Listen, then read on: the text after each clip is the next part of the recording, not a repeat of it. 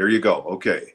There we go, Uh, and we're back Episode 4 of the Whiskey and Cigarettes podcast with Tina with your Kilberg and Tim Chessman. adjustment. With sponsored by our friends at Sterling Cooper and Partners, Tanya Tanning Butter, and of course 96 MFK Hit Radio Los Angeles. More music, more groove, less I talk. was gonna do that intro with you this time Oh, around, but I was oh well, preparing for the "and now" damn. part. Well, So okay. Next time. next time. We'll have to That's more perfect it. exactly. So yes, Not what- today's topic is the man himself and the main subject of our docu-series, the one and only, as you can see in the background, Terry Melcher. Yeah, and I think also, well, not to give too much away, I think it would be very boring if we just talked about his whole life and things. I think people would be more interested in knowing about who he was as a person, and like maybe I think it would be more interesting. I think, okay, let me put it this way. The reason why Tim and I are so interested in creating this series is because we're very into looking at themes around legacy and taboo subjects and uncover truths by mediating through the lies that have been told throughout the years. And I think the reason why this series is very sentimental is because the more you explore and look at people involved, whether it's the musicians as well, not just the victims. And again, we're rebranding the term victims. So they're not really viewed upon as victims, but as people. There's a lot of emotional transformation that goes on, with loss and with betrayal. And just like anyone searching for a career in the entertainment industry, Terry was someone who had to build partnerships with many people, but he had to prioritize himself in such dynamics. So I think this is a very interesting person to study, not just for anyone who's interested in the music industry or in becoming a musician themselves. This is for everyone really to take lessons from. And Terry was someone who had a very soft yet powerful presence.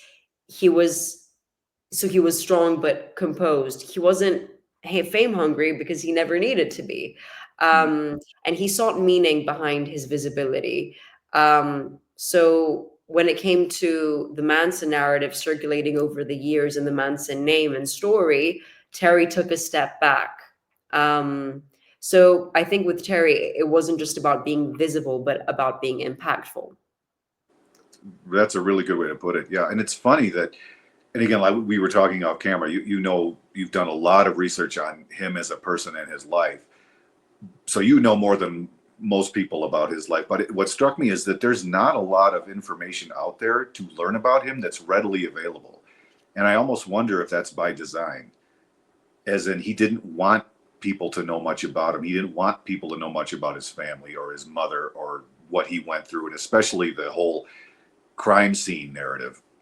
I wonder if that was by design, because it's similar to Abigail Folger, whose father deliberately and actively tried to keep her name out of the media after what happened. I wonder if that was somewhat similar his goal too. He wanted to just not have a lot of readily available information out there about him that people could look up, because there isn't a lot. You have to really dive like you did to learn about him. Yeah, I think it was partially by design. I mean, if we look at the career trajectory that his son took, which was to focus on real estate and stuff, I think with Terry, he was so traumatized by everything that happened with Manson and everything taking a dark turn that he encouraged his son to like not seek a career in the entertainment industry and to stay far from it and to just focus on real estate and selling houses and stuff. And we know Ryan's having a good time. Shout out to Ryan and his newborn.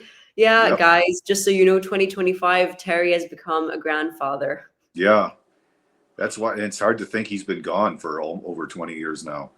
Yeah, He passed died away young. What was he, 2002, 61 or 2? Yeah, early 2004. 2000s. Yeah, he wasn't an old. He was a Correct. pretty young guy. I think he had died from complications of melanoma, right? Yeah, he was only 62, so very young, very young. Um, and I think with Terry, he rarely spoke about Manson, right? and many He rarely claim that spoke to anybody at all, from what I yeah, could. but especially when his name got pulled into that direction, many claimed he never really recovered emotionally, which is why he retreated, we could say, if it's fair to say, into a quieter life, producing music behind the scenes and avoiding the media. And the fact that he even got a Grammy for Kokomo and got with the Beach Mm. Boys and created Kokomo, um, and got Okay. that Grammy in 1988, that's an achievement in itself, considering how he just completely isolated himself. Okay. Just a note about that. That I can talk about a little bit because I was Sure. a kid when that came out. That was well before your time. I'm so jealous. But that The was fact okay. that you So got to enjoy that in real time. that song was everywhere when it came out Oh, you because it got was on to the yeah. soundtrack for I think it And was Tom Cocktail. Cruise's film, right? Yeah, Cocktail, which Yeah. was huge. Now, I was only Yeah. like 11 or 12 at that time, but that song was on the radio every 10 seconds for probably that whole summer. It was huge. The Beach Boys hadn't done much for years until then, and then that song was put on that soundtrack, and the soundtrack sold like crazy, and the movie was wildly successful. So all of a Yeah. sudden they were hot again, and Terry was really the mastermind behind producing that song. But that song was huge, huge that summer when it came out. You know, Now, you're making me rethink if I should rename the last episode from California Dreamin', because they did the 80s version. The Beach Boys did an 80s version. If I should rename it to Kokomo. There's a place called Kokomo. maybe, and a lot of people hate that song because it was so overplayed. If you were around back then, it's kind of like I don't know what would be the equivalent today. I know Probably, exactly what you're talking about. It's like the Never Gonna Give You Up song. People, same era, yeah. and maybe the same year. That was It's used as a yeah, trolling song now on social media. If someone that's sends what you I the link, hear, Never and that Gonna was Give You another Up. one. All you really had back then was radio, not satellite radio, but radio. That was another one that was being played ad nauseum all the time. Um, Another one was like years later was Celine Dion and the Titanic song. That was on the radio. Oh, you just got so sick of that shit. Sorry, but it was constantly on the radio. And Kokomo was constantly on. It was cool. It's a cool tune. It's got a nice groove to it. But a Yeah. lot of people don't like it because it was, I think, so overplayed. But that shot them back into the spotlight, and that was on a record that Terry produced. I think it was maybe the last record he did. It was called "Summer in Paradise," I think, by the Beach Boys, which is generally considered to be a terrible record. The songs were just weak, and it was recorded on an equipment that wasn't really up to par. It's And aside also, from that I song. think the vibes change as well. I mean, they're comparing the Beach Boys from the 60s to the Beach Boys 20 decades later. They're not the Beatles. Not everyone can be the Beatles. No, Um, no, it's very that's a natural fact. for a band to, yeah, there's, But yeah, he had his hands in a lot of stuff. I mean, he aside from the records he directly produced, and we can get into that whenever you want. He knew a lot. You know, he knew everybody in that circle. And anybody who was big in the '60s in music, I'm sure he knew them or interacted with them or worked with them. Um, Obviously the Byrds and Paul Revere and the Raiders were his big claim to fame because he did produce many of their best records. But he knew, he didn't. I don't think he directly produced the Mamas and the Papas, but he knew all of them. He was friends with all of them. He went to their parties. mhm. They came to his house. They went to his parties. So he was a mover and a shaker, and was savvy enough, I think, to realize even back then when things were so free and easy that you had to keep a wall up between yourself and the opportunists, like the criminals, unfortunately, who wanted something from it Absolutely. because Yeah. he saw his mom go through it. Yeah, and although Terry met Charlie and listened to his music and made the time to head out to Spawn Ranch and just agreed to listen to him, he trusted his instincts and rejected him. And unfortunately, this rejection wasn't taken lightly by Manson, and this decision became a turning point in Terry's life. Well, yeah, and he was not like Doris Day said, you must be out of your effing mind if you think I'm going to make a record for you. He wasn't a professional musician. Yeah, He couldn't act professionally in a studio environment and stay on task and be efficient and get things done. They tried. And again, not to make it all about him because that's what everybody does, but it is an unavoidable part of the story. they couldn't work with him because he was, he was institutionalized. He was nuts for one thing, and not a professional musician like the Byrds or Mark Lindsay or the rest of the Raiders or the Mamas. They didn't know how to. He didn't know how to behave in a studio. They were never going to record him. And Yeah. he wasn't without talent. I'll begrudgingly say that he wasn't awful, but he wasn't a professional musician and never would be. He didn't have the discipline to nurture whatever talent he had. And also, it would just be so funny. It wouldn't have happened. I mean, Tim, could you imagine Terry working? Imagine an alternate universe where Terry's like, "I'm Charlie. I'm going to take you on, and we're gonna produce." Imagine Terry takes him on the way he took on the Birds on. It wouldn't have Mhm. worked because Terry was a No, visionary, and at the time, like in the '60s, he was going against counterculture. He was instrumental in launching folk rock. So he wasn't just a producer, he was a visionary. And he didn't just record music, he shaped entire genres. And he would combine folk rock with electric instruments, should I say, to Mhm. create California sound as we know it today. So, like, as you mentioned, like in other episodes, like without songs like Mr. Tambourine Man and Turn Turn Turn, like they might have not never ever like they might have never been hits like without him and there's stuff. right. There's an argument to be made that because of I And showed these in the California first Dreaming in the 80s right. version, remake So version. you could really make the argument that Terry is the father of California sound because of these two records, and I showed these on the first episode. The first two Birds records, I don't have all of them. Their later stuff I don't have on vinyl, but these Those are two were released in the same year, a few 65. 6 years apart, This was right? early 65. This was later in the year. And like we said in the first episode, bands would do that. They would release two records in the same year back then. Without these two records, California sound as we know it probably would not have existed. And Terry was the master behind crafting these records. Are they the Byrds' best records? There's a case to be made. Their later stuff is outstanding too. The stuff that Terry didn't produce. He came in and out of their professional life quite a bit till the band finally disbanded. Their third record, I think it was the third record. This was Terry didn't produce this. This is Fifth Dimension, really psychedelic. This is sometimes considered the first American psychedelic record. My thing with records is, to me, they're more than just music. They're historical artifacts. So I try Yeah. to find clean original copies, and these are all original. This is from 1966. Cool black and white photos on the back. I don't know if you can see that, but I like to find originals that are in decent shape. And in America, anyway, at least they're still out there if you look hard enough.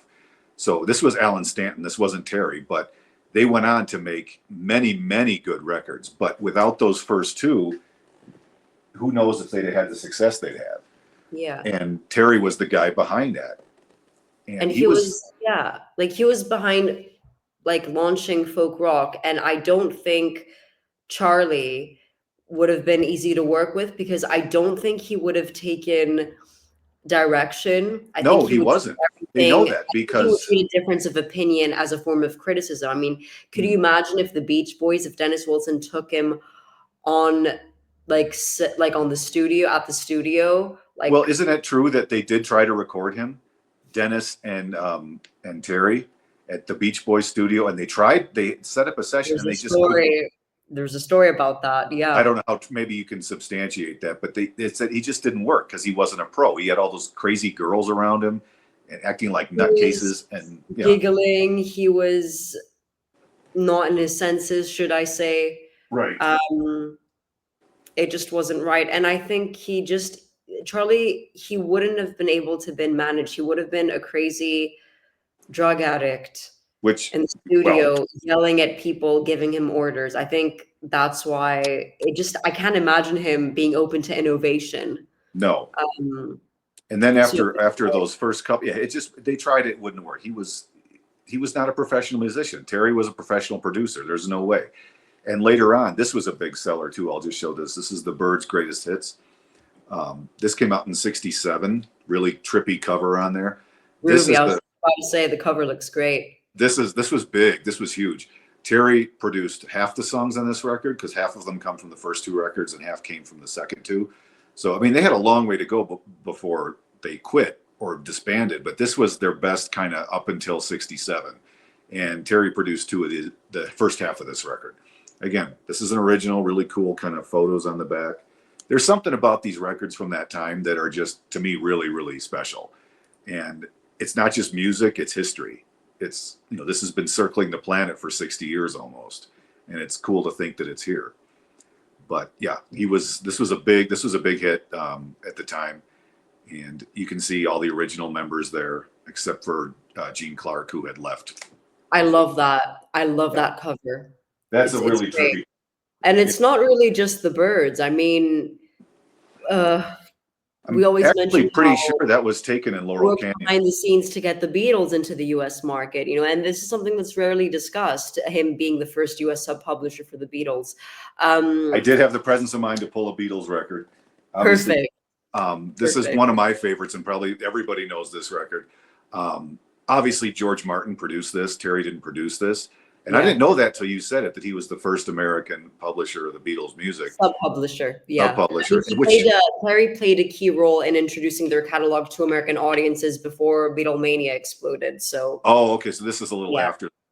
I always wondered how that worked because Capitol Records, not Columbia, handled the Beatles releases in America. And this version is the Capitol version of Revolver. They're the Parlophones, which you find where you are in Europe, are much harder to find here, and they're very expensive. And this was much maligned because it's missing 3 tracks from the original one. The guy that was in charge of the Beatles releases at Capitol, Dave Dexter, took a lot of hell for chopping up their records and kind of reorganizing them. Still, though, this is an original 1966 Capitol copy, so I think it's cool, even though it's not what the Parlophone one is. But yeah, Terry, the first American sub-publisher of the Beatles, which... Again, I didn't know till you brought that to my attention. Yeah, I mean, with Capitol Records, there is a connection. I believe Capitol Records, there's a connection with Terry there. I'm not sure if it's his music. I mean, I'm not going to search. Oh, maybe like his early stuff when he was performing. Maybe, I don't know. There was, I do believe. Terry had released music through Capitol Records. Okay, maybe. Like that was that the early stuff he did with like the rip chords and the cobras and all that? Might have been. Okay. And also I think maybe like with the Beach Boys when he composed a few songs for Good Vibrations on Capitol Records.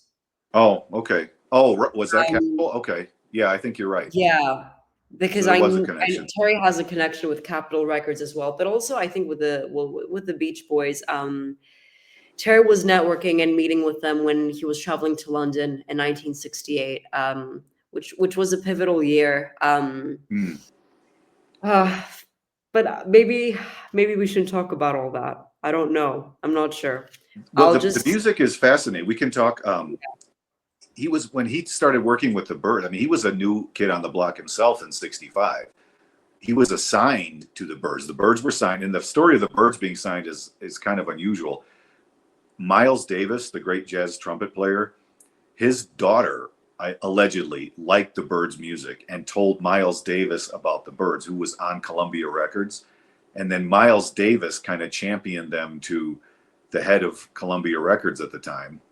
And then eventually that led to them getting auditioned and signed. That's one story I've heard, which is really out there, but it was the 60s. Well, let's mention the funniest story. Let's mention the fact that the Byrds is specifically spelt wrong. Yeah, like grammatically wrong, so they could imitate the Beatles. Right. That's exactly why they did it, because they thought it would catch on, and it did.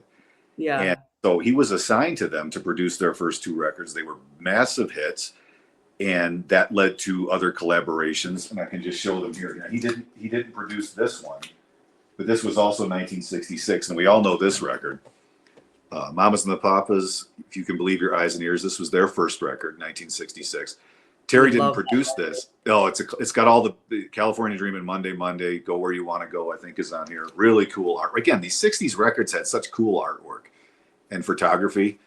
This is one of the originals. He didn't produce this. Lou Adler did, but Lou Adler was a good friend of Terry's, and Terry knew all these people, this whole band, and this is still a cool record. So he knew Lou, and then of course there was the connection between Lou and Terry and the Monterey Pop Festival, which a lot of people don't realize either. That Monterey Pop in summer of '67 was the precursor to Woodstock. It was the first large scale pop music festival to go off without a hitch.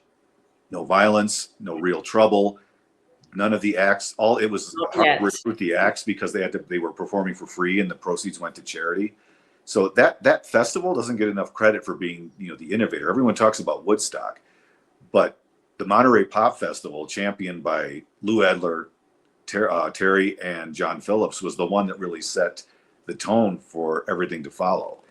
And most anybody who was anybody played Monterey Pop. Some notable ones weren't there. The Beatles, the Doors, they didn't play. The Beach Boys didn't play, but many, many others did.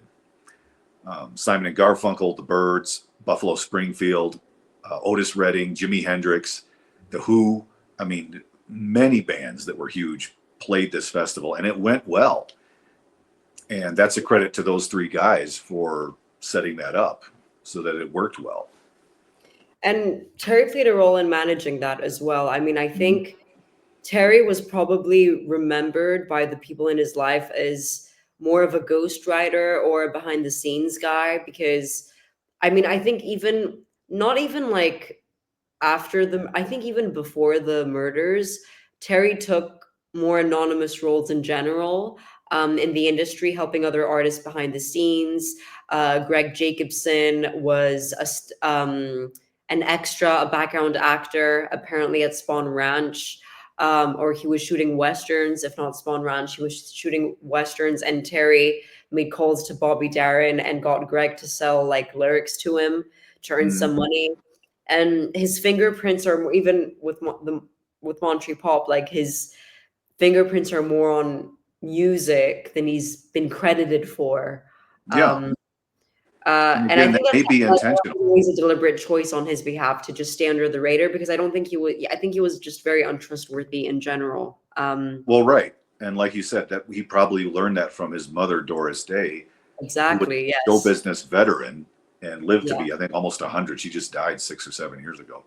And I think she probably taught him to keep his guard up all the time, even back in the '60s when it was so free and easy with everybody else. He probably learned from her because he was her only child and they were very close. She probably taught him to do that. Stay under the radar, keep your guard up, don't just let anybody into your life. And Yeah. And also Doris Day is a very strong figure here. I mean, I think if there's any great way to really understand Terry and who he was, I think it's very important to understand his relationship with his mom. Um, I think she was someone who, encouraged him to like, always dress well and be presentable and have certain manners and way of doing things. And his relationship with his mom was very supportive, but also very strained, because she was very protective of him, and she did everything she could to like keep him out of danger, and out of the limelight as well, partly because of her own fame. And she used her influence to protect him after the Manson murders, and apparently she reportedly refused to allow Terry's name to be dragged into public discussion of the case. So I think that's also a big reason why we weren't really exposed to Terry that much. Oh, I think a lot of it was intentional, and that was far-sighted of them and very shrewd. Yeah. And like you said, later on in his life, he kind of backed off from music, went into real estate. What was the name of the hotel that he owned with his mom? Was it Cypress Inn in Monterey? The Or Carmel? Cypress Inn, not Cypress. spelled like Cypress the country. Yeah, spelled like SYPRESSINN, the Cypress Inn. like And I would like love to free. visit, actually. I think that was the place they owned jointly. So he did very well, was very successful, but I think he just at a certain point he just kind of backed away and just led a quiet life, which I'm Yeah. sure, like Dennis Wilson was, he was traumatized to a point by what had happened, and it's on some level may have felt some guilt about it. But it's funny how things are so intertwined. There's a connection everywhere. So if we look at probably his most famous collaboration, which everybody knows this record too. Paul Revere and the Raiders, Spirit of '67. This was probably their biggest hit record, and it's the one that most people know because this record shows up in Once Upon a Time in Hollywood. This is the one that Margot puts on the turntable and dances to when Cliff is on the roof fixing the thing. They show this record, the cover of this record. This is another original. It took me forever to Do find you it. think that's the reason why people know about it? Do you think people did not know about Paul Revere and the Raiders before this film? Because I knew about them. Well, I don't think they were in as much in the mainstream or were as well known among younger people before that movie. And Okay. Quentin is a fan of this band, so I think that's maybe why they were in there. But Yeah. this record has the big hits "Hungry" and "Good Thing," and again that really cool kind of '60s photography on the back. Terry produced this and conducted the musicians on this, so his influence is all over this one. And again, probably their biggest, most successful record. And as we know, two of the songs at least were written by Terry and Mark Lindsay, the lead singer here, on the grand piano at Cielo Drive while they were living there, which was still there Yeah. when Roman and Sharon moved in. So And yeah, I think, yeah, and Terry's friendship with Mark was more or less like his friendship with Dennis Wilson from the Beach Boys. You know, mhm. and I think also if you look at the Birds, I mean, he really loved Roger as well, Roger McGuinn. So I Oh think yeah, I don't oh think yeah. it's necessarily deliberate, but Terry always found someone from these bands that he got a little close to and was actually very good friends with that he really believed in. Mhm. And I think all of these guys, whether it's Mark, Roger, or Dennis Wilson, um, Terry shared a creative relationship with these guys that extended beyond just music. Yeah. Well, we know they were roommates for at least a couple of years, right? Or at least Yeah, at yeah. Cielo Drive, where they wrote some of those songs. And he didn't again later on in their career. I think Mark Lindsay kind of took over producing most of the records. He also did this one. This was one of the later ones. I think this was '68 or '69 because these old records don't always have the dates on them. That's Mhm. Revolution. Terry produced this record too. I think this was 1968. This was a pretty big record for them as well. Not quite like Spirit of '67, but the band, according to I mentioned this last time. The channel Pop Goes to Not Six. 69, 68. One of the two. I can't tell. It's not on the back of Because this. he was at the studio producing music, I believe, was it with the Raiders in 69? There was some point in 69 where he was, anyway, it doesn't It may matter. have been this, but these old records, they don't always have the date on them. It was either '68 or '9. He produced this, and according to the really really good '60s music channel, Pop Goes the '60s, hosted by Matt Williamson, which I mentioned last time. He's a professor basically of '60s music. According to him, the band with the most top 40 singles hits from 1961 to 1971 was Paul Revere and the Raiders, not the Beatles, not the Beach Boys. Paul Revere and the Raiders, not the Doors. These guys. So if that's true, which there's no reason to think it's not, because he really knows his stuff, they were a juggernaut. They had a lot of really, really cool music made, and Terry was the guy I behind a love lot of. Paul Revere and the Raiders. Mhm. Like I love Paul Revere and the Raiders and the Beach Boys, obviously, and the Beatles. But if I had to put them in the right order,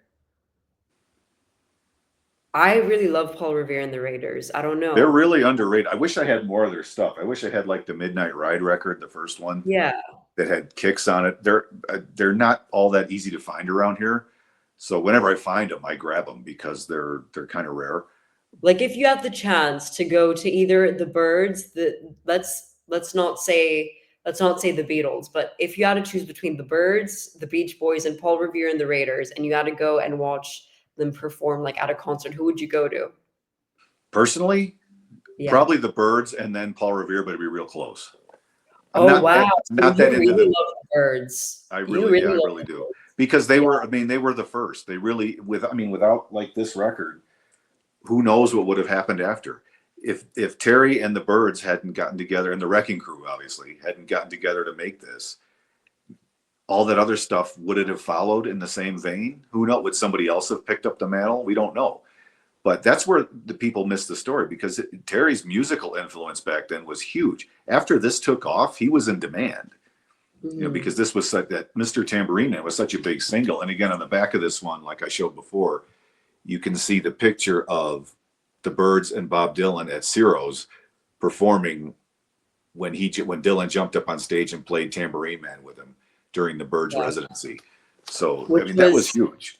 that was legendary. I mean, to get Totally, them absolutely. to get Bob Dylan to basically say, "I approve of this remake," because it's He so was there different. and he goes, "Hey man, you can dance to it," because it Yeah. was very different from the time signature of the original. Which, if you hear the original, it's cool, but it's a different time signature. It's 2/4 time versus 4/4 time. And actually, it Mhm. was David Crosby who said, "We this is a great song, but we can't put it on the radio in 2/4 time. It doesn't sound right, so we need to alter it." And then they came up with the version they did, which is still, you hear the first opening jingle jangle, and you know that song. And that was Yeah. all Roger McGuinn on that one. Quick shout out too, before I forget, to our friend David Oman, whose book I mentioned last time but didn't have it handy. This is David's book, Ghosts of Cielo Drive. Even if you're not into the paranormal and ghost adventures and all that kind of stuff, which that's not a big thing for me. I was never into that. This is full of a lot of really cool stories about the history of LA, like I mentioned before, Benedict Canyon in particular, and the story of how David found his house and found the lot and built his house with his father on Cielo Drive, a couple hundred yards down the road from where Terry and Sharon's house was. So if you quick shout out to David, because we like David. This is David's book. It's a fun read. Omenhouse.com if you want to read this. It's really cool. We like David.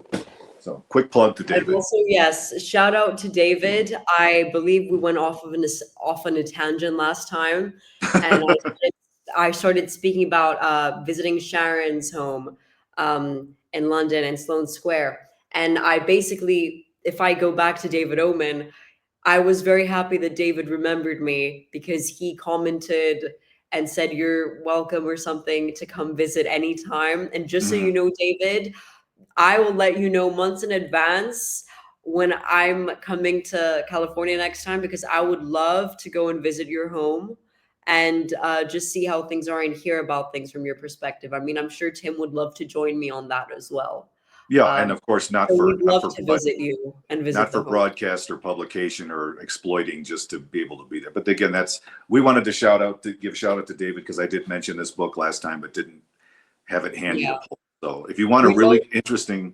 story of the history of Benedict Canyon and the story of David finding his house, it's pretty Yeah. wild. It's a And pretty wild David's story. someone who really cares about the history of the home. I mean, I Mhm. don't think I think maybe even the title of the book is a bit misleading, but because people are open and interested in esoteric subjects, whether that be, like the book says, the ghosts of Cielo Drive. It's not just about, I think the only reason I'd feel bad for David is because I feel like all those Ghostbusters keep interrogating him and going to his home. So, but I do think Well, that I mean, David I'm sure that, is a it's very, exposure. It's yeah, exposure but for I them. do think David's very intuitive and insightful. So I would be actually very interested in looking into his book and hearing his insights and what he has to say, because I It's a think he fun is an read. It's a intuitive fun person. read. I mean, he even says in there, you can take or leave the ghost stories. He's Yeah, a stand-up guy. I don't think he would make anything up.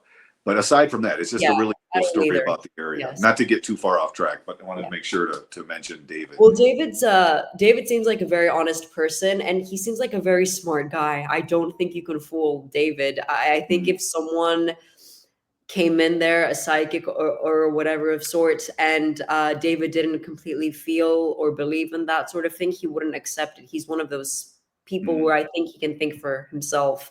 Oh, And it's very absolutely. interesting if you just look at the history of the home and Mhm. consider the history of that area. So I do believe maybe metaphysical events happen. If it's fair to say metaphysical instead of paranormal.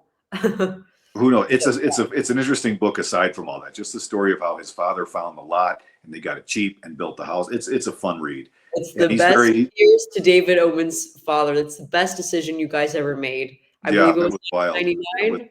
It's the smartest decision they ever made. Built a and it home was there. actually David who pointed out, speaking about that property, he is the first one I think that I remember talking about the address of the home and how it was once 10,050, and then it was 10,066. And Sure. people thought that they changed it, the owners, to keep the gawkers away. But according to David, actually, there was another small lot between that hadn't been built on between 10050 and the house right outside their gate, the closest one. There was another small piece of land there whose address was actually 10066. So what happened was the developer, after Altabelli sold it, bought that front lot, the tiny one, and just incorporated it into it. And then because that address was 10,066, it just became the address for the whole property. So contrary to what most believe, it wasn't changed because the owner wanted to keep gawkers away. That was probably a pleasant side effect, although it didn't work. They changed it because they incorporated that front small lot into the rest of the property. And that was David who mentioned that. He's also the one who mentioned that in that new giant monstrosity that's there, where the old country house used to be, there are 2 or 3 remaining load-bearing walls in that giant mansion from the original house. And they left them there so that they could claim it as a remodel versus new construction, which saved a ton on the permitting costs. So that was another little tidbit about that house from David.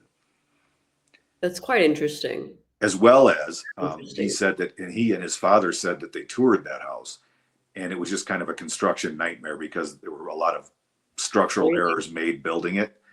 And I guess David told a story once, if I'm not mistaken, that the developer at one time tried to sell it to David's father, but David's father's passed because it was a structural mess. And David said very smart dad. Yeah. He actually got to look. There was a crawl space, I guess, that he went under, like 3 feet below the flooring, and the floor from the original house, the laminate, the 60s linoleum was there in this crawl space. It was like a 20 by 20 foot section under the main floor that was the original house, a kitchen floor from the time when Sharon and Terry lived there. Mm-hmm. So yeah, David knows a lot. It's a great book, but just a quick shout out to David on that one. Sure. Yes. Shout out to David. And we're looking forward to visiting you and seeing you anytime the opportunity comes. And either Tim or I, not to pull the old self are in California. No, I'm sure David, listen, David deals with all these crazy psychics and people terrorizing him, telling him there's ghosts in his house. He's going to have a great time with you and I. Like, he's going to have a great time with us, Tim. But again, not to be intrusive, but we did, yeah, that would be great if it ever happened. And of course we'd be honored, but again, David seems like such a nice guy. I'm sure he would happily just show us around. We could even just stay outside and he could show us the view and just tell us a few stories. It would be an honor for both of us to be in that area and be able to just walk around and not feel like intruders or interlopers or somebody who's just gawking at the property, because people do that all the time and we don't want to do that. Yeah, which isn't nice.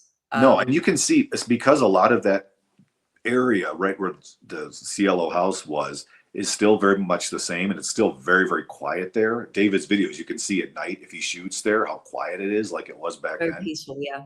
You can see why people like Terry were drawn there, because of the beauty and the views, which are still incredible, and the solitude, and how the property was kind of hidden from view, and it was up that little, offshoot road from CLO proper. You can see why they were drawn to that house. And why I think it maybe it might be wrong about this, but didn't Terry try to buy that house once from Altabelli? I believe he did, yes. I believe he wanted to at some point. Okay. Yes. I wasn't sure about that. I know you would know.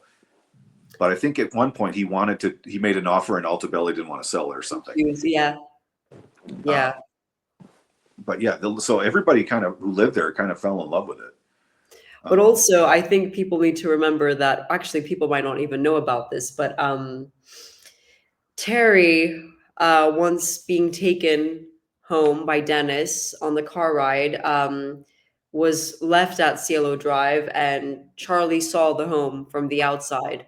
And Terry told his mom this, and she told him, you have to get out of that house. You have to move out of that house. Move to Malibu with Candace, move into my Malibu beach home with Candace, bring Candace. So that is the story, yeah. That's why it left abruptly. So that's a very pivotal moment, yeah. So maybe Terry it's a was scared. I mean, I think he was legitimately concerned when he realized just how crazy these people were Mhm. and how unhinged they were and what they were willing to do to become famous or to please their guru, their bogus guru, that he did become very frightened. And we saw that at the trial when he was just scared out of his mind and Yeah, had to be sedated before he gave his correct. testimony. Yeah. And I Well, think, what's sad about all of this is that I think with this series, the biggest obstacle that I'm exploring, which is something that's real, it's happened. So it's about a way for me to find a way to put this onto paper and then translate this onto the screen, is the irony of legacy. Terry mm, helped shape legends, the Birds, the Beach Boys, Paul Revere and the Raiders, different bands. There are different bands, and yet his name remains obscure and mhm. often only known in connection to a crime that he wasn't even a part of, that he didn't even No, commit. like So we said, I think in the first episode, if people know about Terry at all, they know one of two things or both. They know that he was Doris Day's son and that he was involved with, he was the guy who rejected Manson. Beyond yeah. that, they don't Or know that this is, they briefly know about his work with the Beatles. So his story is kind of like a bridge I don't between even the think 80s that's of well the early known. 60s, California, the Birds, the Beach Boys, Paul Revere and the Raiders, and then the darkness of the decade's end, the Manson connection, right? I don't even think most people know about all the music stuff. I mean, like we said, this is a guy who, aside from these landmark records that he did, uh, he produced 80 hit singles for Columbia, 80 in over his career, 80 charting hit singles, which is huge. I mean, that's a distinguished, very incredible career to produce 80 hit records for a label. And he did that, and he knew everybody. He knew the Mamas and the Papas. He worked and knew the Birds. Didn't always get along with all of them, but he knew and worked with them all. He knew and worked with Paul Revere and the Raiders. The Beatles handled their publishing in the U.S.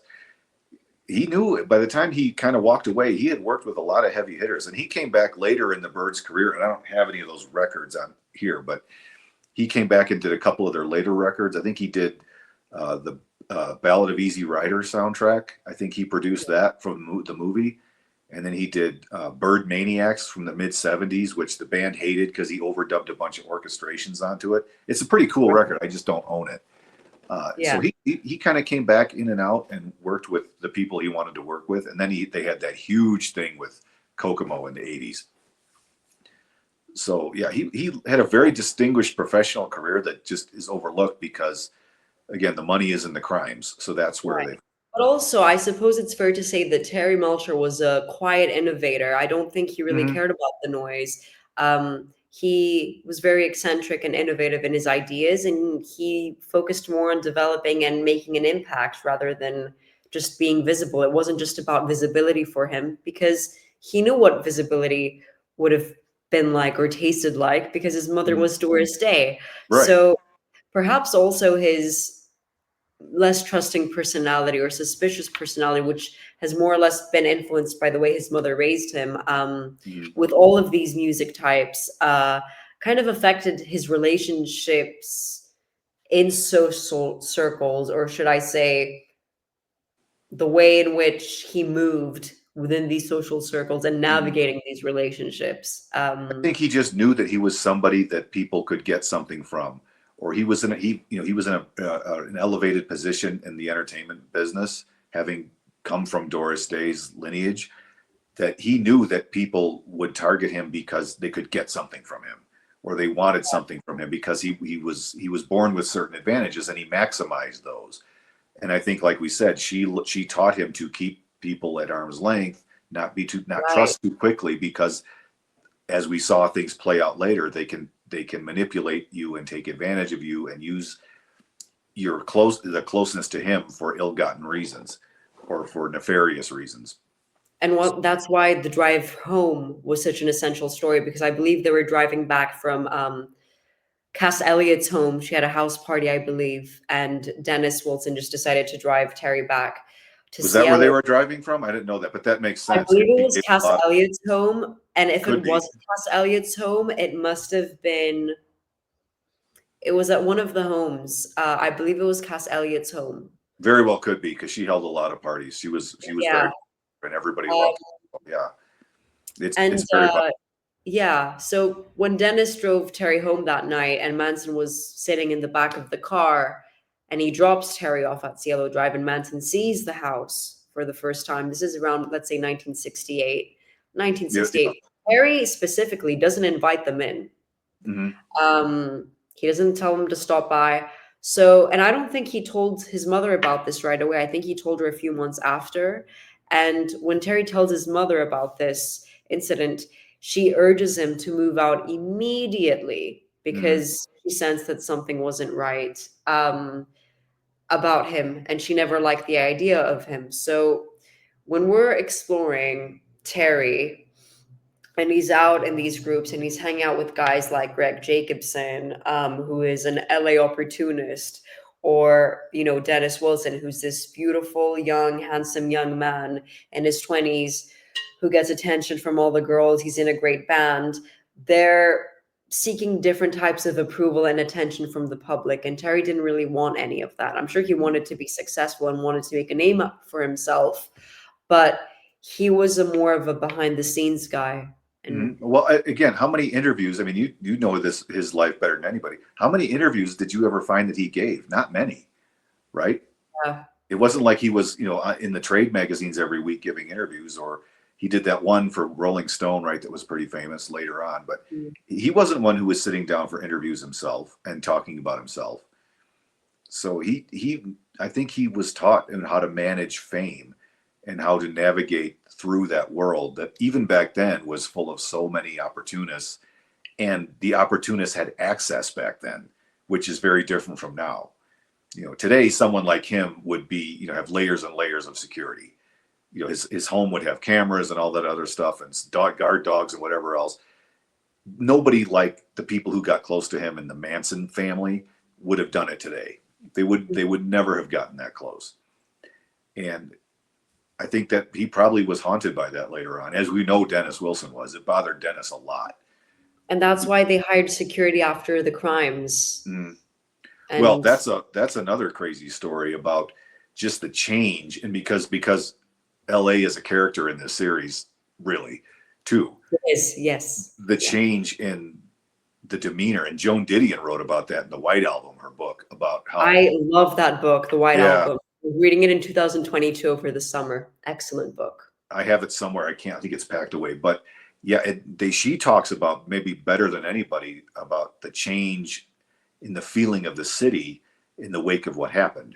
The free and easy, oh, come over, just bring your friends to a party. We don't have to have invites, and no security, no guns. That really did change pretty quick, because in the wake of what happened, again, not to dwell on it, but it can't be completely avoided. In the wake of what happened, the sales of handguns went through the roof in LA. The sales of guard dogs went through the roof. Security systems, even though they were pretty rudimentary back then, they went through the roof. People got scared. And Joan Didion wrote that no one was really surprised, because they thought that sometime at some point there was going to be a price to pay for this free, easy, bohemian life that famous people were leading. And they just can't do that now or then and be that careless. So the change was palpable. Yeah. And Terry, more than anybody, probably realized that really quickly. Mm-hmm. And also, I mean, I think Terry also had to deal with like threats within his own family circle. I mean, his stepfather, who passed away in 68, when he did pass away, he discovered that with his mother Doris, that his stepfather had signed his mother up for multiple TV projects, including the Doris Day Show, without her consent. Mm-hmm. And the worst thing was that Marty and his business partner, I believe in Switzerland, had squandered or mismanaged her $20 million fortune, which Right. amounts to Yeah. hundreds of millions today. I can't do the right Well, conversion. if it were 20 million in the early 60s, it's probably closer to 150 to 175 now. Yeah. I'm And guessing. also, yeah. So Doris and Terry, they also had to sue her lawyer slash accountant his name is, who had enabled this mismanagement that his Hmm. stepfather engaged in. So they eventually want.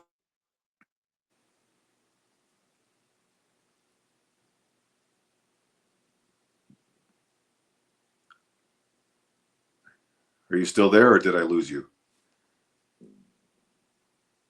The entertainment business today, which I think this is an important story because you can pick up so many lessons, is celebrity financial abuse. And it just showcases how, massive stars like even Doris Day um, could be exploited. And Terry was Oh, still sure. young There's during all this. It wasn't his job to deal with all these lawyers and this emotional and financial fallout that he had to experience with his mother, but it affected him deeply. And he went from living in luxury to keeping this a secret, running to the studios, Columbia Records, to all these, running to London to get money, going to Columbia Records, then going to CBS to bring money and help out his mom for the Doris Day show. So he was doing yeah. this and rebuilding He everything. And actively it's the real he reason actively got why her that Charlie couldn't show. reach him in 1968, because he was traveling back and forth to London. That's why he couldn't be reached, Mhm. because Well, and he was his effort that got her the Doris Day show, right? I mean, he yeah, lobbied to get that for her, right? I think,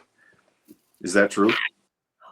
he lobbied to get it for her. Yeah, isn't that right? I mean, it was his actions that kind of facilitated that show becoming a show, His or not? stepfather signed Doris Day to this show without her consent. To do the Doris Day show? Yes. Oh, okay. I didn't know that. Okay, I And didn't. yes, so yeah, and he just put her money into bad investments and stuff. So I believe he also took this money to invest in the Doris Day show, but they were in debt. Mhm. Slurring my words. So I think if we look at these themes of exploitation, inherited trauma, fame induced paranoia, all happening, legal manipulation within family dynamics themselves, I think it really, you can really frame his life through a more modern lens. And I believe so many stories from Terry's life can actually become a cautionary tale for Oh, a yeah. lot of the dangers that go on in the entertainment business that resonate today more than ever. Um, there's celebrity financial abuse and guardianship scandals that have been happening over the years, whether it's with child actors from Nickelodeon or Disney, whether it's Britney Spears' conservatorship. I mean, these things still apply today if we actually Oh, look at them. yeah. There's dozens So, and dozens of stories about people with money being ripped off by shady managers and things like that. It's goes well beyond Terry, but yeah, he was probably one of the first notable ones to experience that back then. And to his credit, he dug her out, and she ended up, with a pretty sizable fortune when she died. yeah. So And, he was a back then with the legal scandals, Terry saw how the law could be used to silence and control the vulnerable as well. And we're still watching that play out in the lives of celebrities today. So I think the illusion of fame versus mental health is something that has actually existed. It's what has kept us together all these decades, despite of the fact that we might be exploring the 60s, 70s, and 80s. Like there's a few things that are still prevalent. It comes with a deep psychological cost, I suppose. Even at the heart of 1960s music explosion, a lot of themes are very similar. Mhm. If you think about it, there's a lot of artists and creators who disappear from public life due to anxiety, paranoia, trauma, withdrawal. So Terry wasn't that different, and I don't think his breakdown was just about Manson. I think it was about a system where that chews people up and spits them out and Mm. leaves them mentally destroyed. It Because sure the thing can. with Terry is that Terry knew a lot of things, and we're going decades past, like we're going decades back rather, um, than cancel culture, before cancel culture even became a term. About the Manson case, about financial corruption. Terry knew a lot of these things, but he chose to stay quiet. So, in today's terms, he might actually be viewed as someone who is afraid of speaking out, afraid of creating trouble. And because I think for him, their consequences were way too bad. And I think in a world where speaking out can cost you your career or even your Mhm. life, exploring Terry's silence during certain events and certain points in time is something that you can learn a lot from, I think. That's true. And now in this very good point, in this era where people share everything and everyone, seeks to be a 10-second internet micro celebrity, 10 seconds. 10 second, a 10-second internet micro where everybody thinks they're going to be famous. Yeah, Terry had 2 that. He, minutes. he always knew what that world was like and knew that it was kind of BS. He knew he learned from his mom that there were dangers in that.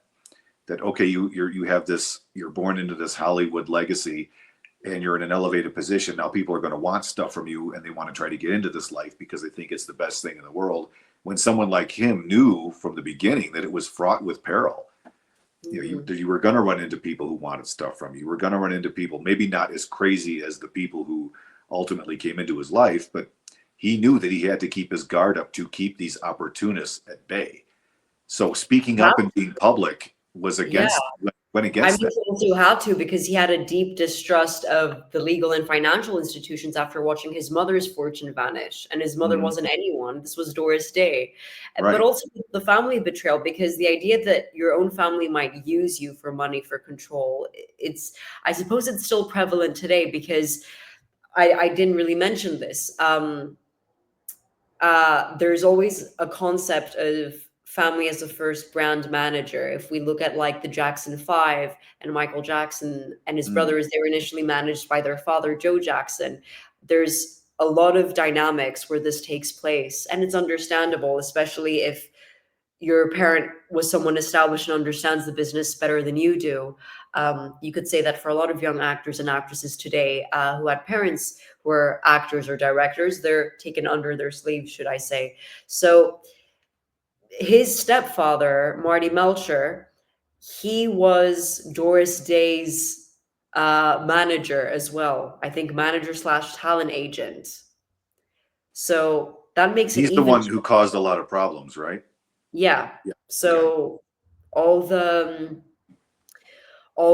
financial the investments, manipulating her $22 million fortune and putting it all into bad investments, and apparently some of that money went, actually we don't even need to talk about the specifics, but he took a lot of that money and put it into wrong investments, and he was actually her manager. So that's, I think there's the myth of creative control in that aspect, because despite his successes and stuff, like Terry had very little control over his mother's legacy. um Sure. She was he's already well always, famous by the time he was yeah, a kid. Yeah. yeah, exactly. But even through the narrative around Manson, he just stayed away from it. He didn't really, there's a, yeah, so I think there's a lot of lessons that we can take, and there's it kind of, the more I look into Terry, the more I kind of begin to draw parallels of modern artists struggling for control over their work. Mm. And I think with Terry, something that he learned early on was that, being talented doesn't mean you own your work or your story, because Terry doesn't really own his own story, unfortunately. And that's why not many people know who he is. No, it's been Because, hijacked by the yeah, salacious. And yeah, speaking of that, he was an artist in his own right. He recorded two albums on his own solo, one of which I know you have because I sent it to you. I don't know if it's there, but he recorded the first one, and then it was, I think, was it Royal Flush after that? He recorded two solo records, which I think are pretty good. There's yeah. some good tunes on there. And then he recorded stuff early in his life with, I think, a partner where they were the Ripcords or the Cobras, or maybe they used both names. Yes, yes, So those he were had the he had bands. experience actually on the talent end of it too, but I think he just found that he was more comfortable being behind the scenes. And I think maybe I'm wrong about this, but he had the chance to do more records, but he didn't. He himself. He just said, "No, that's not really where my interest is." So he made those couple under his name. I don't think they sold really well, but they're okay. They're solid records. He's got a good voice. There's some good tunes on there, but they didn't really make a chart impact. And then he just kind of, I think, went, no, I'll stick to behind the scenes, which I think, given the records he did make again, that really was, his strong suit, as a producer, especially, these records are landmark records, particularly these two, for having launched all the rest of, California sound. So he was talented on many levels. Yeah, but I think also the reason why he his career, or should I say public identity, kind of stalled was because of his own paranoia, I suppose, which was his worst enemy. Because I think Terry's belief, or trauma, should I say, um, was that he was being watched by the Manson family, by insiders, by people closest to him.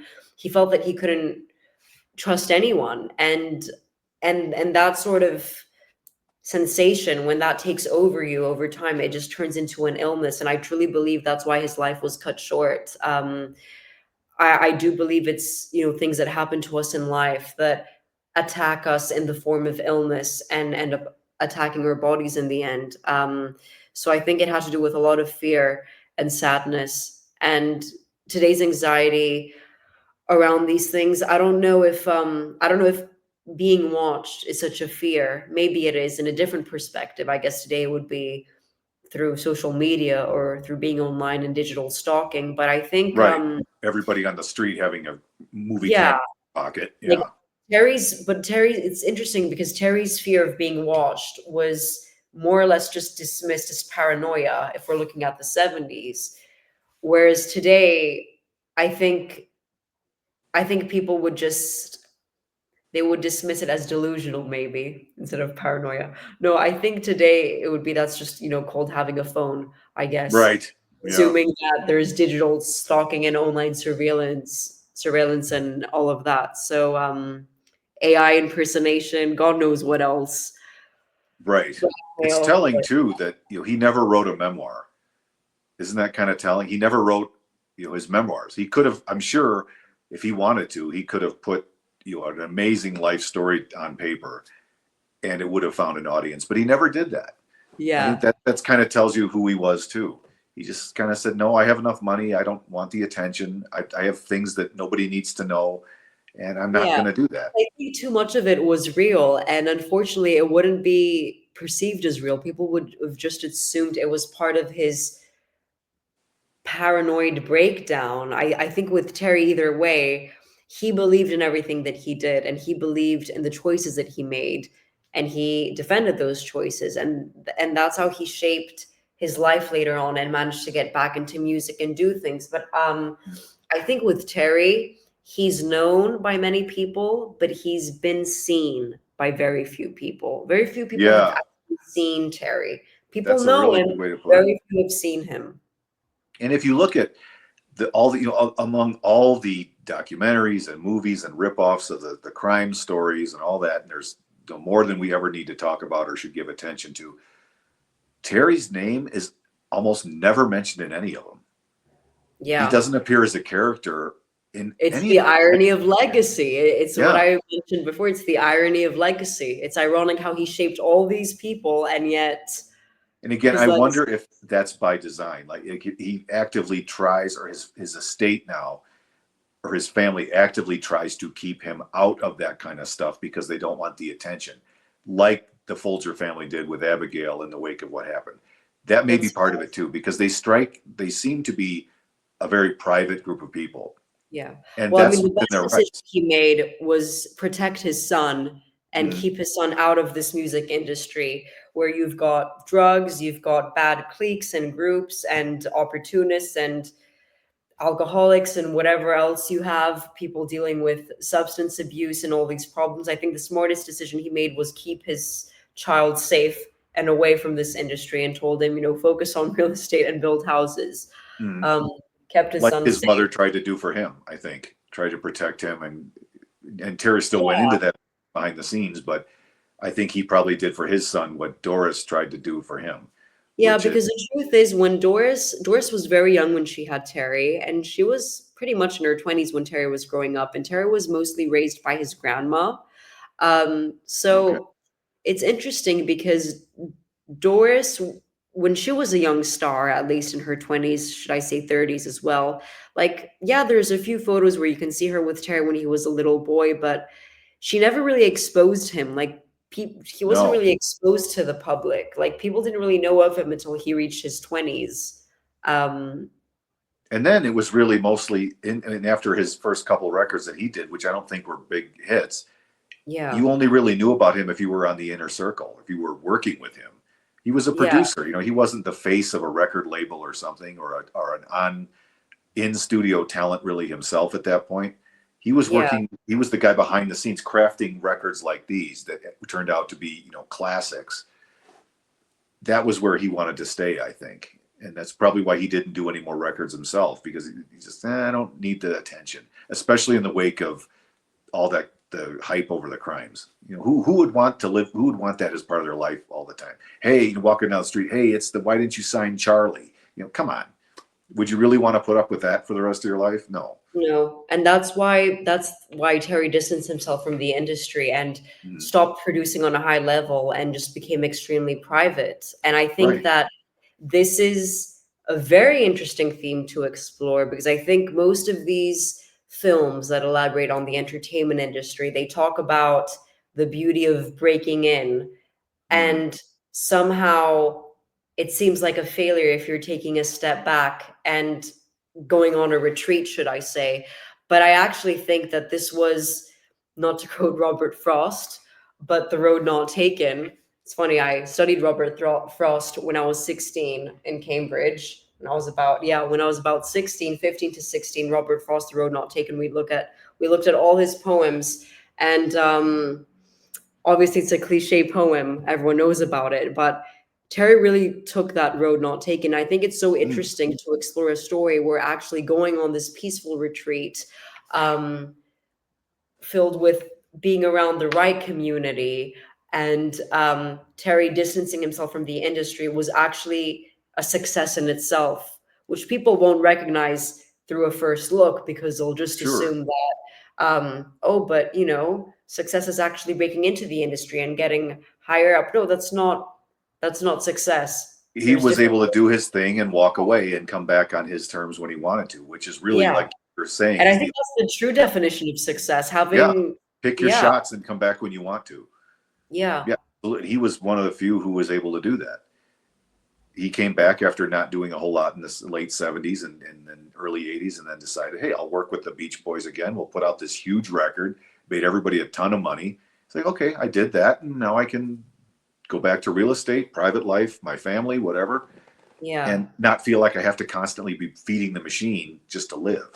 Yeah, but I do think the fear ate him alive, because he did die really young, and I think if he lived longer, there was probably a lot more that he wanted to do. I think anyone who dies young, Sure. uh, would have said that there was more that I wanted to do with my life, and I think at 62, like, I'm sure there were a lot of great things that he could have done or wanted to do with music, but the fear just ate him alive through those Mhm. years. It really killed something inside of him. At, Um, at least in the immediate years after everything happened, yeah. Maybe, yeah, and maybe he was especially able to heal later, but who knows? yeah, and just living in fear for so many months, if not years, thinking that he was responsible and guilty for the crimes, and believing that he was the original target that night because his friends, or who he assumed were his friends, including, Greg Jacobson, refused to actually let him know that, Charlie knew that you had moved out and you weren't who he was searching for that night. So all that time, Terry lived in guilt, thinking that these poor people got killed and it should have been me because he went to Cielo Drive not to find Roman Polanski or Mrs. Polanski, but to find um, to find me, Mm. because nobody really told him. I think we need to point out too for the audience, whoever's watching, that Miss Kilberg is a five-tool artist, because in the I'm a background, what? a five-tool artist, actor, writer, screenwriter, singer, painter. That is her painting there in the background of a very dapper-looking Maud Terry.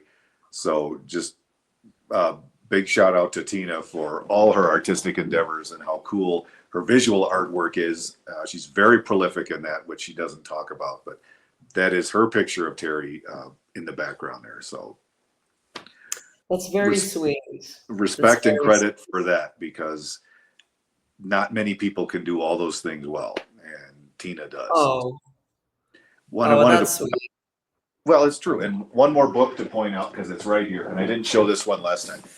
This is kind of the history of music in LA. And right on the cover there is my The friend, the real real Don Don Steele. Steele, The real Don Steele, yep, 93 KHJ. This Los came out about 10 Angeles. years ago. Yeah. This was a present from my family, actually. Oh, This that's is sweet. about the LA radio and music scene. I think it says from 1956 to 1972. And there's stories in here about some of the records that Terry produced. I mean, it's a really cool book. It's the same guy who wrote the Canyon of Dreams book. Lots of cool stuff in here, lots of cool pictures. Can't probably get that's Phil Spector with Ronnie Spector. These really, really great stories. Anybody who's anybody back then, like the inside cover, like has pictures of everybody. Linda Ronstadt, the Byrds, the Eagles. Goes into the Laurel Canyon scene a little bit, but it's really about the music and the people who made the music in LA. And just the fact that Don Steele's on the front. I just love this book. So this is a really good That's resource a for great anybody, cover, man. That's a great cover. I mean, isn't it? we're gonna have to save that in like maybe 2, 3 weeks ahead when we talk about Laurel Canyon, because Yeah, much like this Benedict is going to be a Canyon, resource. Here you see yeah, there's it doors is, back here. because Laurel Canyon is really about where these people lived and got their inspiration to compose music. They weren't at the Whiskey A Go Go or the Sunset Strip or No, the no. Daisy partying all night and all morning. They needed peaceful places like strawberry fields of heaven to Mm. compose music. Laurel Canyon's coming up for us. That's going to be a big focus. That'll probably be a Laurel two-parter. Canyon is literally Stairway to Heaven. If I end up dying there, I'd be a very happy guy. But that's going to be, we're going to It cover is a Laurel stairway Canyon. to heaven because it's so high up. It's Yeah. literally mountains. We're going to cover, we've agreed we're going to cover Laurel Canyon the next few weeks. We're also, after this, I think our plan is to cover Jay Sebring. Yes. We'll devote an hour or so to, we're well over an hour now. I hope this downloads. But this is how easy it is for us to talk about this stuff. It We'll be is, yeah. talking about Jay probably in the next couple weeks. We'll devote an episode to him, his We will. influence, the people he knew, the circles he moved in, how he became a really big deal very quickly in his professional career. So we'll cover him. After that, we'll probably cover Laurel Canyon, and beyond that, we don't know. But I think we probably should thank everybody who has watched. There's so many things we can do. We could even actually do a whole episode series. We could do a completely different episode series and just name them after the episodes and do 10 episodes. That's but up maybe to that you would as be to how boring. much you want to give away. I don't. That's up to Yeah, you. maybe it would be boring if I just did it in episodes and stuff, but who knows? We'll have to see. But we've agreed. I think we've agreed that beyond this, beyond today, we wanted to cover our three principles. We wanted to cover Sharon, we wanted to cover Terry, and then we're going to cover Jay next time. Yeah. And after But that, we're we'll gonna, probably do Laurel yeah. Canyon. But like when we do like more episodes in the future, we talk about stuff. I think it's good to talk about a bit of about all the personalities, whether it's Oh, Cass sure. Elliott, Dennis Wilson, Michelle Phillips, John Phillips, Mark Lindsay, just all of these people. Well, that's why Laurel Canyon Rudy might. Altobelli, Doris Day, Vincent. They're all interesting characters, Tim. That's why Laurel Canyon might be like a 7-day episode, because a lot of those people fit in there. Yeah. Terry never lived there, but the people he worked with lived there. The Birds musicians all live lived there at some point. Yeah. All of the Doors, I think, except for Ray Manzarek, lived there at some point over the years. John Densmore and Robbie Krieger lived together in a house in Laurel Canyon. They were roommates for a while. Oh, That I didn't house know is that. still That's there. interesting. Laurel Canyon's going to be a groovy one. It really Before we is. even get there, I want to thank, before Laurel Canyon, shout out to the Memory Field channel hosted by Billy Preston, who did the fantastic 8 or 9 part Laurel Canyon miniseries a few years ago. If you have any interest in Laurel Canyon at all, for those watching and really want to do a deep dive into the history of Laurel Canyon, Billy Preston's Memory Field channel, look up the Laurel Canyon miniseries. I've watched it several times. It's fantastic. He did a really great job with that. Also, of course, David Oman's channel. He talks a lot about that scene. Also, Rock Essentials with Tim, not me, unfortunately, but another Tim who lives out in LA. Rock Essentials, big channel. He does histories of music, bands, and everything from the 60s and 70s. He does a whole walking tour of Laurel Canyon that's really cool. A couple of other YouTube channels to look at for Laurel Canyon, but that's going to be an important one for us. And because there's so much Will history be. there, and Yeah. California Sound was born there. It really was. Yeah. So yeah, so I don't think we've given too much away about Terry, but I don't think it would be great to give too much about Terry and like I think tell people exactly who he was because I think that would be a lie. I think you should really take a step back. And I think no one really knew who Terry was, and I think that's what makes it that's That's what makes true. it such an enigma, Mhm. and what makes him so interesting. But without mentioning too much, and only mentioning like the very brief storylines relating to Doris Day, whether it had to do with like her fortune and stuff being mismanaged, or him warning her about Manson having seen the house, having seen Cielo, and her warning him to move out. I think the best way to really understand Terry is to understand that this was a boy and understand who his mother was and the values that she passed on to him. And that even though he was entering this industry, this music industry filled with all these opportunists and just different types of people, feeling that he was constantly put on the spot and constantly bound to be used for his talents, for his ideas, for his networks, for his money. You have to remember that this is the strong woman that stood behind him and Mhm. kind of managed him. And not to say that Terry didn't have critical thinking skills and couldn't use his own initiative, but if you really want to understand Terry, you really have to understand his relationship with his mother. Right. To And he was her only child, so they were very close, just naturally. exactly, yeah, And that can't be overstated. And again, I think what we're trying to, we're not trying to expose anything about him or reveal any deep secrets or anything salacious. We really kind of just want to track the arc of his life yeah, and through we the want lens to of, celebrate. yeah, through the lens of the time in which he lived, which is why the 60s in LA is another character, because that is the bulk of the time we're looking at when he thrived, the 60s into the early 70s. And had he not, and credit to him massively, because had he not been there at that time and done what he did with the artists he worked for, we may not have had the California sound that we know today. Yeah, or And we the wouldn't 80s have, version of California Dreaming. right, we may not have had the Mamas and the Papas or Buffalo Springfield or the Doors or any of those other bands that kind of evolved around the same time without Terry and what he was able to do on this first record, and then the ones uh, subsequent to that. So yeah, An amazing record. Yeah. it's But it's pull a out fan. Tina's favorite record. Pull out Paul Revere and the Raiders. The 1967, please. yeah, okay, Or 66. yeah, no, I recorded in forget. '66, I There think it is. released in There early it is. '60s. Yeah, this is Oh, maybe, thanks to Quentin his now, this favorite. is maybe his most famous record because this was Thank you, featured. Quentin. Thank you, Quentin, for Mm, making this vinyl known. But I actually knew them before Once Upon a right, Time in Hollywood. right. You knew them too, right, Yeah, Tim? but not as I didn't really dive into their catalog till having seen it featured in that movie.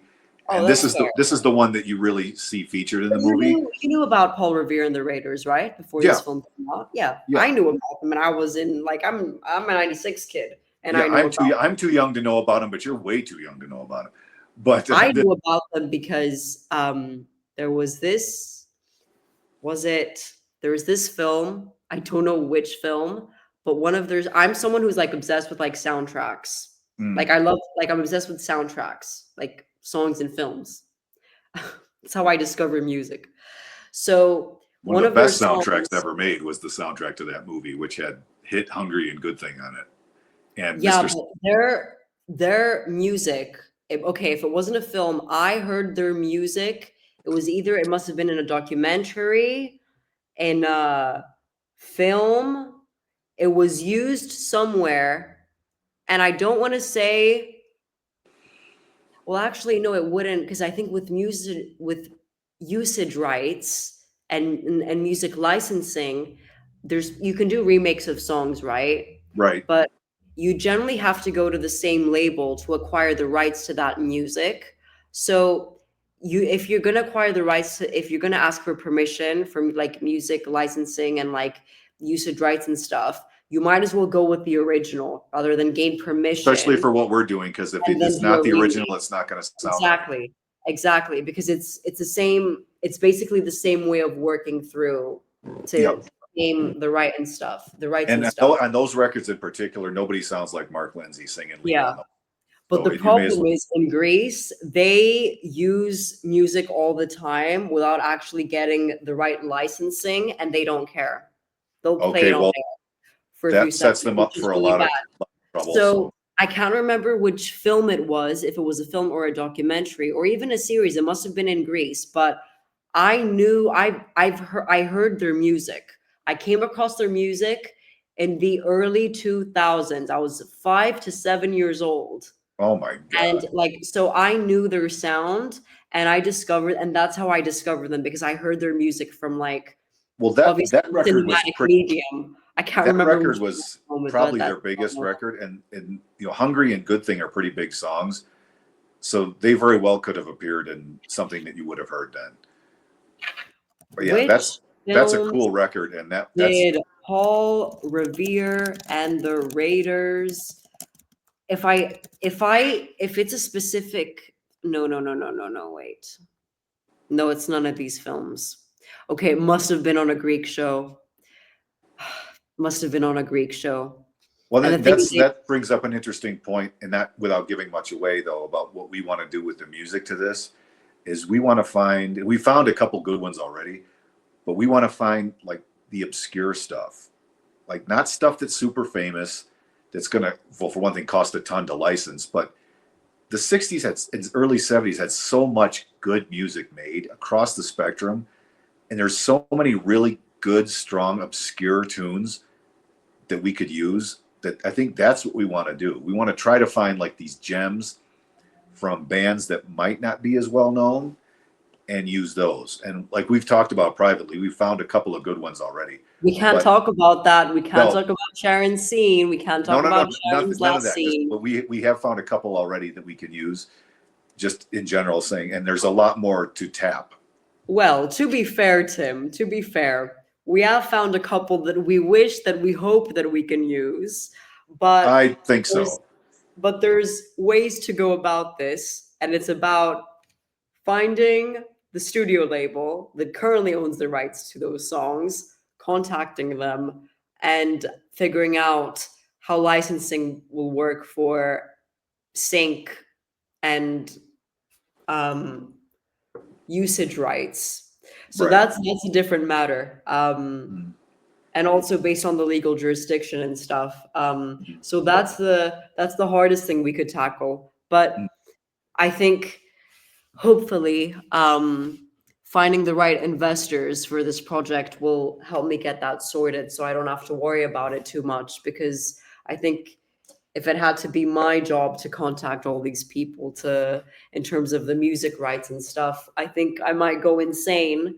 Um, Well, that's a but, ways down the road too, but we're yeah. looking for. But the thing with me is that I try not to get too attached to music because I really loved when it came to Dennis Wilson, 1968, spring of 1968, picking up those two hitchhikers who happened to be Manson girls, and bringing them over to his place, and then rolling joints the next morning and whatever, and chit chatting in bed before they left, and eventually brought Charlie to meet Dennis for the first time, and he was hitchhiking on the Pacific Coast or whatever it's called. PCHF, Pacific Coast Highway, Palis- Palisades, Pacific Palisades. Yeah, Pacific Palisades. it That's was it. on the Pacific Coast Highway somewhere in that area. Yeah. I'm reading it like a Latin person or like a Greek person, literally. Well, that's So okay. You can do. I had "Baby You're a Rich Man" on my mind by the Beatles. "Baby You're a Rich Man." I was playing that on repeat when I was writing those scenes. Mhm. And when I read Helter Skelter, and there's a chapter where Vincent actually quotes the song "Baby You're a Rich Man" and writes, "How does it feel to be one of the beautiful people?" I was like, I haven't been happier since, because I was like, I was so focused on this song, and then months later I get this book and I see him quoting this exact song. So I know it's going to be, I'm probably not even going to gain the rights to the Beatles, to be honest, to Well, those songs. that's about the most impossible stuff to get It's licensed to do impossible. without paying a fortune. But But you know luckily, what? I'm not too bothered. I'm actually not too bothered about the bands too much. Aside from like the bands that Terry produced, those are necessary because they're detrimental to the story, because it's about the shaping and making of those songs. Like Turn, Turn, Turn and Mr. Tambourine Man. It's important to reference them, even Mhm. when it's actors improvising and doing those songs. But I think the most important songs that I actually want to shed light to are Terry Melcher songs. Because I'm going to be honest, I love Paul Revere and the Raiders. I love all of these bands, but if there was someone that I actually listened to and actually really enjoy listening to his music, especially when writing, it's Terry. And that's why a lot of the titles of the episodes that I've written are actually his songs. then that's very clever because that's approaching it from a totally different angle. Yeah. And So I his think that he those are the recorded. most important songs to gain the rights to. Well, I think we did. I mean, we're coming up on an hour and a half. I think we We probably did. are. Yeah.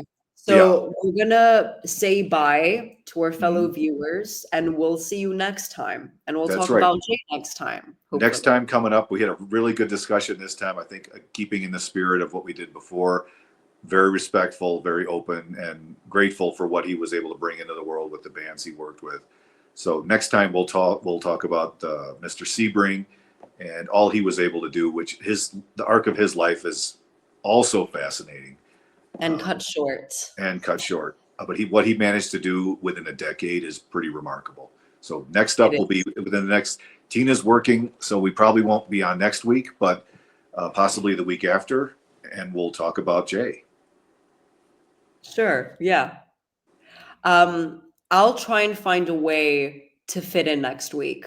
If you can't, it's okay. We that's kind of a big one too, talking about Jay. So we could even use the extra time to prepare. If That's not, fair. Yeah. if you can, don't press yourself. Don't press yourself to do it. If not next week, we'll be on the week after to do our JC Ring episode, and we Okay. will That's dedicate fair. that one to his family, the Di Marias, who made that wonderful documentary, and who are keeping Yeah. his memory alive in all the right ways. So that'll be Yeah. coming up in the next couple weeks. Sure. Okay. So we'll see you guys next time. Thank you all for watching. Those who did, we have lots of views on these, so we appreciate it. Yeah.